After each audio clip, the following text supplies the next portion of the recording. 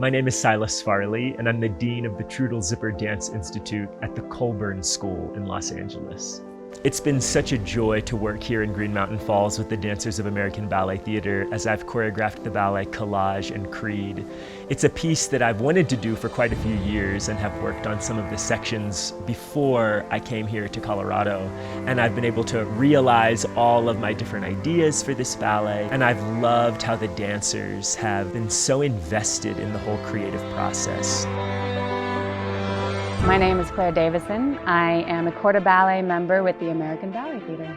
It's been absolutely wonderful, mainly because we don't usually get to work so intimately with one choreographer on one piece. So it's been really wonderful just to hear his process and all of his inspirations and really have the time to sit down with him and have him cater the piece for us. And also just being in this beautiful setting has been so inspiring.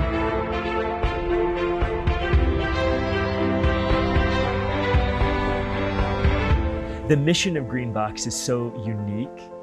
This emphasis on very intimate encounters between the choreographers and the artists and the audience, not in a huge setting where there's a big distance, even a physical distance between the stage and the audience.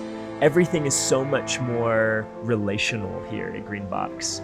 We don't usually get to see the audience because it's just a black pit that we look out into when we're performing at the Met. So it's very emotional just looking out at people's faces, especially in this setting because it is so intimate, and it just is this really beautiful energy share that after the year that we've all had is so imperative right now.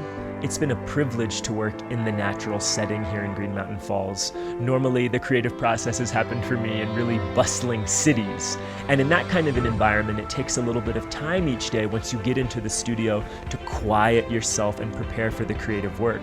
But because the setting is already so contemplative here, I felt that I've been able to go even deeper into the ideas for the artistic work and be able to operate from a place of real rest and focus each day as I've come into the studio. And I see that also in how the dancers have been able to come into their dance work in an even more settled and focused way. I think it's so important for smaller towns to experience that caliber of art.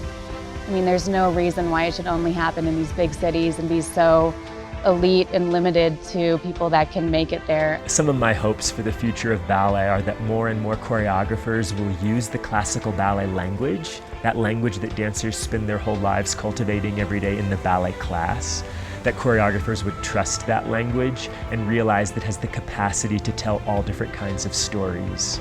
And so I hope that we'll see more and more ballets that both show the pain and splendor of the world as it is, and that also give us a vision of the world that could be.